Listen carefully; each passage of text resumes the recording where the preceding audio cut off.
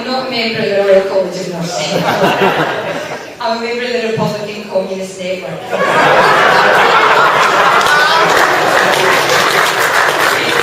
It's a tremendous privilege to be on this platform today. Obviously, Victoria is the chair and Steve Freeman speaking from London, but to be on the same platform as Bernadette from Ireland.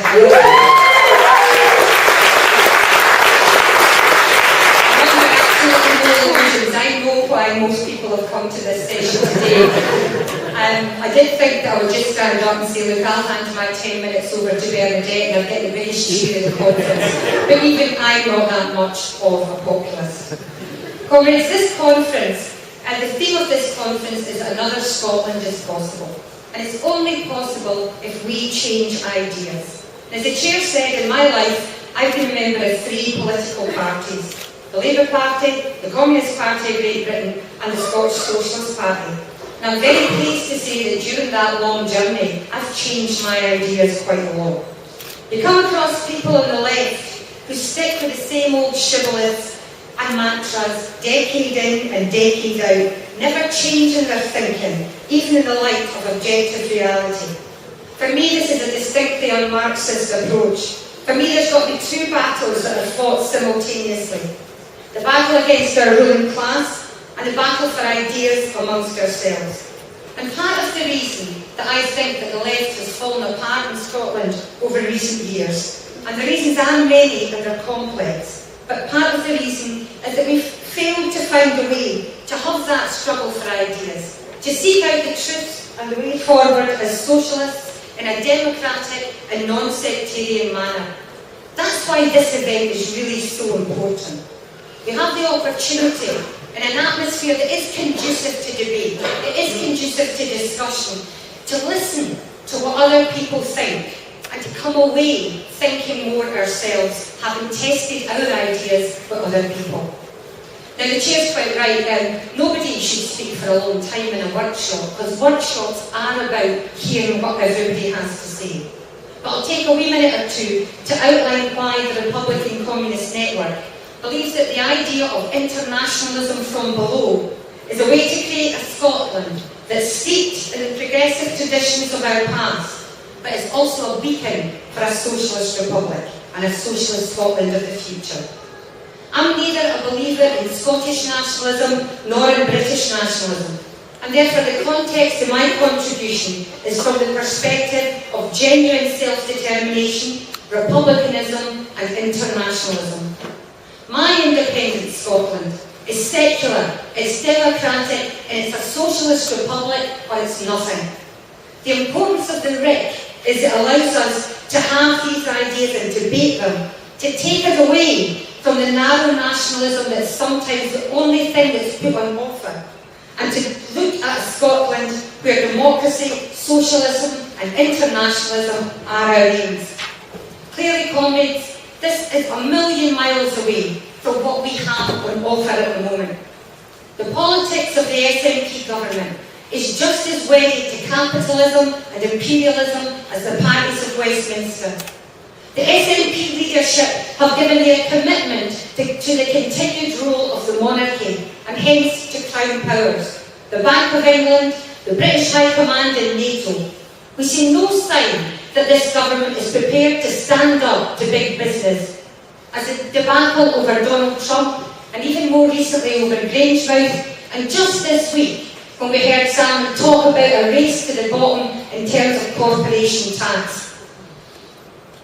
While we have to acknowledge that the SNP government has delivered on a number of social and democratic reforms, we also have to recognise that they failed to deliver on others.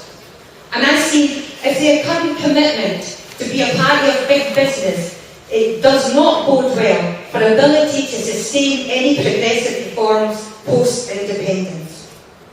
The SNP government's current strategy is designed to develop a want-to-be ruling class in Scotland, to seek out a junior managerial buyout within the UK and the current global corporate and US-British imperial order. That's why these proposals, as they stand, are not based on genuine self-determination, but on winning minimal powers which would allow this ruling class to enhance its bargaining position. Comrades, I work for an SNP council who are busy consulting me as an employee over what cuts should be made. Talk about turkeys voting for Christmas. It's an absolute disgrace because of these councils, SNP and Labour, they accept the financial restrictions imposed by Westminster. And those restrictions will prioritise the bankers, the funding of New Trident and mounting further imperial wars. The promotion of continuous state-backed circuses, the Royal Jubilee, the Olympic Games and on to the First World War celebrations. The SNP government say they want Scotland to remain in NATO and to provide military support for US British imperial ventures, but to ditch Trident. It's moved from a position of opposition to the war in Iraq to acceptance of NATO wars in Afghanistan and Libya, indeed to the point of lauding Scottish regiments' roles in these ventures. And that doesn't fill me with any kind of hope that an SNP Scotland, as envisaged by Salmond and his leadership team, would be anti-imperialist.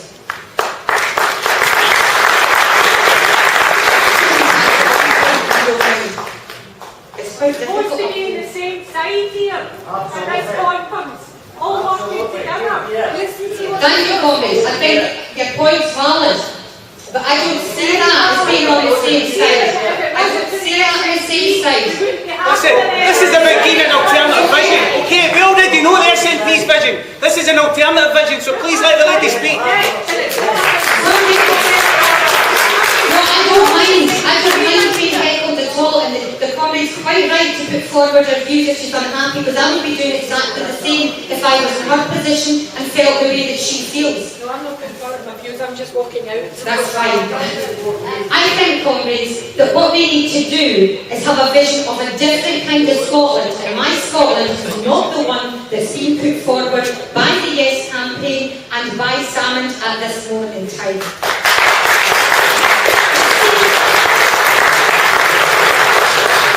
If we're to have genuine self-determination, then that's got to be self-determination which is in the interest of our class, in the interest of the working class. We've seen very limited fightbacks against the austerity cuts after decades of a capitalist offensive. Many working class organisations have been broken or they've been undermined. And the leaders, many of them too, have come to accept the new neoliberal order.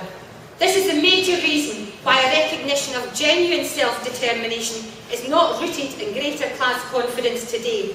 And this is reflected, I believe, comrade, in the dominant politics of both the Yes and No campaigns.